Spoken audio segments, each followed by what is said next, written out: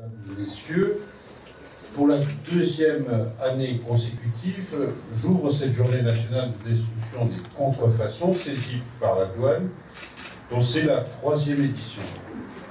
J'ai souhaité m'y impliquer personnellement pour souligner notre mobilisation sans faille contre tous les trafics. L'heure est certes matinale, on prendra quelques minutes un café, je vous rassure, mais garantit à ceux qui se sont levés tôt la primeur du broyage et de la compression des marchandises contrefaites. Tout à l'heure, les 20 autres sites de destruction partout en France prendront le relais. En ce 5 novembre 2015, plusieurs centaines de milliers de contrefaçons seront ainsi détruites, issues des saisies douanières des derniers mois.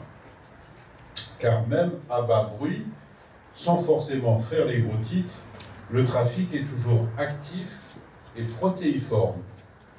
Vous l'avez vu avec les échantillons que nous venons de présenter, la contrefaçon touche tous les domaines, toutes les catégories de produits, des médicaments aux jouets, des vêtements aux gadgets, en passant par l'électronique, la maroquinerie et même l'agroalimentaire, même les pièges à cafards.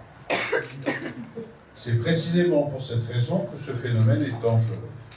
La contrefaçon constitue en effet une grave menace, non seulement pour l'économie et l'emploi, mais aussi et surtout pour la santé, car elle touche des marchandises que nous utilisons tous au quotidien.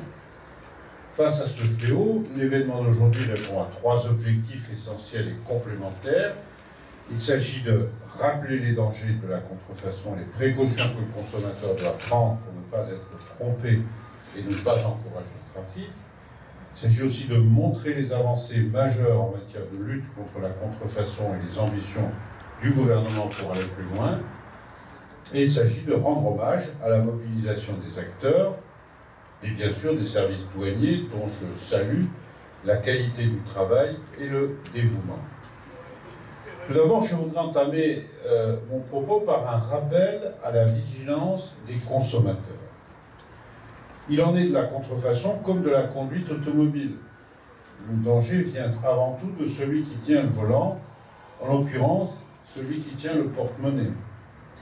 Il y a des faussaires parce qu'il y a des acheteurs de contrefaçon. Hélas, bien souvent, les consommateurs ne le font pas consciemment et surtout, ils en sont les premières victimes. Un exemple, nous sommes à quelques semaines des fêtes de fin d'année. Un jouet qui usurpe la norme NF représente un danger réel pour ces jeunes utilisateurs. Autre exemple, un médicament contrefait dissimule sa composition réelle et les substances dont il est vraiment composé sans que le consommateur puisse savoir si elles sont nocives ou non. Pour autant, ceci n'est pas une fatalité. Mon propos n'est pas d'être anxiogène. Il est au contraire d'en appeler à la responsabilité. Une réduction de prix manifestement anormale, des descriptifs succincts, des provenances douteuses, autant d'éléments qui doivent susciter la vigilance de l'acheteur, car ils éveilleront immanquablement le soupçon du douanier. Avec le développement croissant du e-commerce, la lutte contre la contrefaçon sur Internet prend en effet chaque année une part plus importante de l'activité douanière. Ainsi, par exemple, depuis janvier, le fret postal et le fret express représentent plus de 65% des constatations douanières, contre 43% sur l'ensemble de l'année 2014. Les médicaments occupent toujours une part inquiétante des saisies effectuées cette année et constituent en volume la première catégorie de marchandises contrefaites saisies. Si les accessoires personnels, les vêtements et les produits technologiques, surtout dans le secteur de la téléphonie, restent très nombreux parmi les articles saisis par la douane fin 2014 et début 2015, on note aussi une augmentation des contrefaçons de produits d'hygiène et de produits de soins corporels, les crèmes, les shampoings, les parfums. Les saisies de contrefaçon de produits alimentaires sont également à signaler, avec notamment une saisie record en juillet dernier, dans un entrepôt francilien, de 43 tonnes de café contrefaisant une grande marque française, soit 164 000 paquets de café représentant 7 millions de tasses. La consigne de prudence à l'égard de nos concitoyens devait être rappelée, mais elle ne saurait résumer la politique publique de lutte contre les contrefaçons. Contre des réseaux organisés, la mobilisation de l'État et de son administration est indispensable. C'est pourquoi le cadre juridique d'intervention de la douane a été totalement rénové ces 2 dernières années pour renforcer ses moyens. À l'échelle européenne, un nouveau règlement est mis en œuvre depuis le 1er janvier 2014. Il modernise la procédure de retenue pour les marchandises interceptées en frontières tierces et élargit le champ d'intervention de la douane à tous les droits de propriété intellectuelle.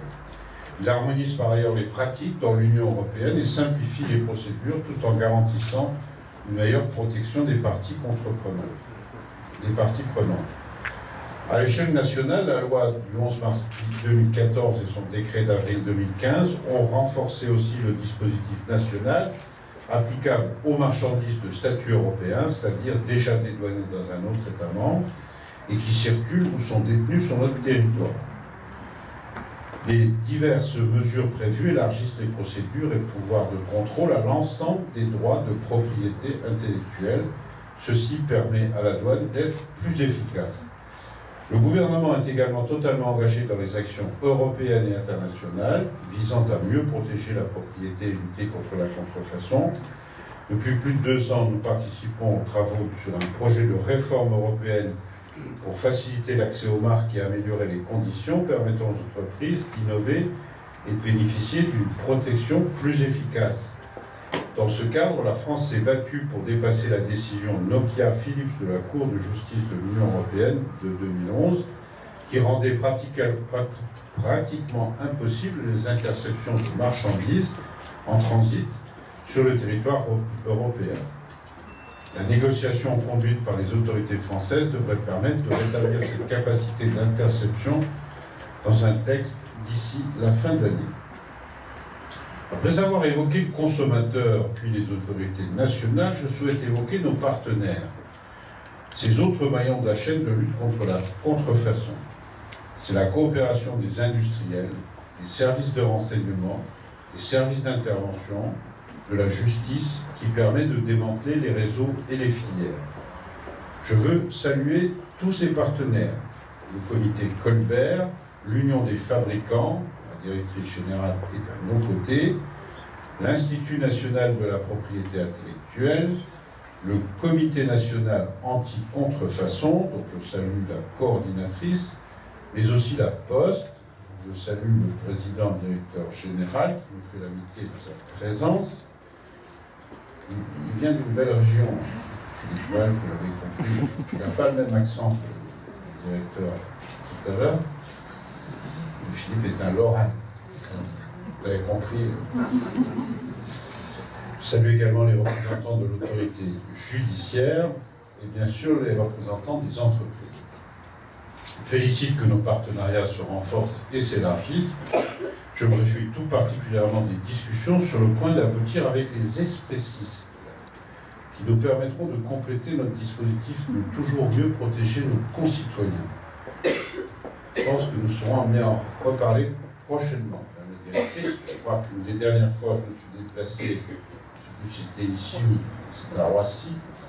Nous avions, avec Philippe, pointé la bonne coopération entre les douanes et la Poste et, évidemment, évoqué le fait qu'avec d'autres expressistes, on n'en était pas tout de suite et encore arrivé au même point, mais je crois que depuis les progrès ont été réalisés, nous pourrons dans les prochaines semaines rendre au public et signer ensemble des protocoles pour développer nos activités. Je l'ai dit, c'est le commerce sur Internet qui prend, c'est pas que ça, mais qui prend beaucoup d'espace. Et si nous n'avons pas des liens étroits avec les expressistes, il est toujours beaucoup plus difficile de travailler. Il nous manque encore souvent autour de la table de travail, de discussion, des opérateurs du commerce en ligne, dont je souhaite qu'ils puissent s'associer pleinement aux efforts des pouvoirs publics pour renforcer notre mobilisation. Les partenariats sont aussi internationaux, puisque nous coopérons efficacement avec l'Office de lutte antifraude, OLAF, avec Interpol et avec Europol. Ensemble, nous procédons à des échanges de renseignements et participons à des opérations conjointes, notamment dans le domaine des faux médicaments ou des produits alimentaires. Avant de conclure, je voudrais profiter de ma présence ici en Seine-Saint-Denis ce matin, à moins de 3 semaines de l'ouverture de la COP21, qui aura lieu sur ces terres, pour rappeler la contribution importante de la douane à la lutte contre le réchauffement climatique. Ce n'est certes pas l'objet stricto sensu de mon déplacement d'aujourd'hui, mais je souhaite en dire un mot, car seule la mobilisation de l'ensemble des acteurs, chacun dans ses domaines de compétences, sera efficace pour contenir le réchauffement planétaire et préserver notre avenir et celui de nos enfants. La douane y prend sa part. Cela prend plusieurs formes. La première est le recouvrement et le contrôle de la fiscalité verte. Ainsi, la fiscalité environnementale, qui traduit le mieux possible le principe pollueur-payeur, qui est d'ailleurs inscrit en 2004 dans la Charte de l'environnement. Elle inclut également la taxe générale sur les activités polluantes, la TGAP, et ses 6 composantes qui couvrent chacune une source d'externalité négative. 2014, cela a rapporté 772 millions d'euros au budget de l'État. La douane traite aussi la fiscalité énergétique, quand elle porte, elle, sur la consommation de diverses ressources énergétiques. La seule TICPE représente à ce titre 36 milliards d'euros perçus en 2014. Mais le rôle de la douane dépasse largement la question fiscale. Notre administration joue en effet un rôle important de préservation de la diversité, puisqu'elle lutte, peut-être pas ici, contre la pêche illégale, mais aussi elle participe au respect de la Convention de Washington qui identifie les espèces animales et végétales dont la commercialisation est interdite au titre de la protection des espèces menacées. Sur les 3 dernières années, la douane française a réalisé une moyenne d'environ 550 contentieux par an relatifs à cette réglementation. Saisies réalisées à cette occasion, ivoire, écailles de pangolin, etc., font également l'objet d'une destruction, même si aujourd'hui elles n'étaient pas incluses à notre événement. Enfin, les services douaniers constituent un rempart très important contre les pollutions, contre toutes les matières dangereuses, tant pour l'homme que pour son environnement. Ce sont par exemple nos moyens nautiques qui participent au dispositif Polmar de surveillance de la pollution maritime. Ce sont aussi nos agents qui contrôlent les restrictions à l'importation sur les produits chimiques tristement célèbres, dont les risques sont connus, les phtalates dans les jouets, les métaux dans la bijouterie fantaisie ou le bisphénol A dans les biberons et autres produits. Je pourrais également citer les produits phytosanitaires qui font l'objet d'une surveillance renforcée, tant leurs effets polluants sur les sols et dans l'air que pour les dangers qu'ils représentent pour la santé publique, autant d'enjeux sur lesquels la douane est un bouclier précieux pour nous tous et pour la planète.